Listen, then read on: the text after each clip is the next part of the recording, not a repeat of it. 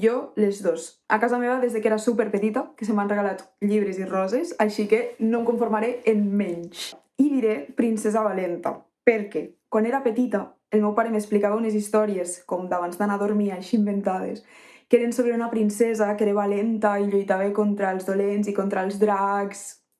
Jo sóc la princesa Valenta, així que Princesa Valenta, ¿vale? 100 años de soledat. I no me l'he acabat bàsicament perquè es va acabar l'estiu abans de que jo m'acabés el llibre i vaig deixar de destinar el meu temps lliure a llegir, que és una cosa que em sap molt de greu, però he d'admetre que faig. Però me l'acabaré perquè m'estava encantant, me'l tornaré a començar i me'l llegiré de pe a pa, ho juro per la meva vida, perquè és magnífic aquest llibre, no estic descobrint res, no? Jo recomanaria que tinguéssiu de banda sonora el meu últim EP, El que penso de tu, perquè, com diu el seu nom, us pot acompanyar en el moment que estigueu passant el vostre Sant Jordi. Hi haurà alguna cançó que estic segura que podreu connectar i així us puc acompanyar en aquest dia tan especial. Hi ha una cosa molt xula que ja fa alguns anys que fem, que és que amb les meves companyes de pis, que a més són com les meves millors amigues i germanes, ens regalem roses. I això és molt cookie, les deixem allà al pis com entre nosaltres, i també a la meva millor amiga també m'agrada molt portar-li una rosa, com... Crec que al final és amor de tots els tipus i està bé que el celebrem tots, no? Evidentment, al meu nòvio li regalaré una rosa aquest any, perquè ell espero que em regali un llibre i una rosa com a mínim, així que jo també ho faré. I li regalaré una rosa simbòlica a la meva família, que això va lligat amb la següent pregunta, que és quin és el meu lloc preferit per viure el 23 d'abril? És Lleida, o sigui...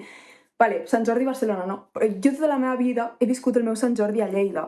I aquest és el primer any que no ho puc fer perquè tinc classe fins les 7 de la tarda, és un dijous, com em va fatal, i no els hi podré donar una rosa física, així que els hi hauré de donar una rosa simbòlica. I això em fa estar bastant trista, però no passa res. Explicaré una mica de Coti, que ens agrada a totes. I és que un Sant Jordi ens va pillar que estàvem confinades, no?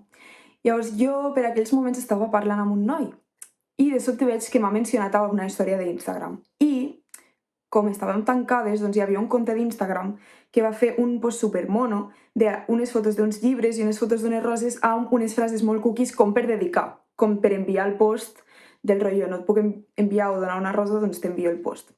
I obro la seva història i m'havia mencionat, així amagada, perquè només estan parlant, a un d'aquestos posts i l'havia penjat a la història i jo com, ai, que mono! N'havia penjat com 4 o 5. I va ser com... Saps què? Està bé, rotllo, estem tots aquí com tancats, it's fine, com... Ok. És bastant divert.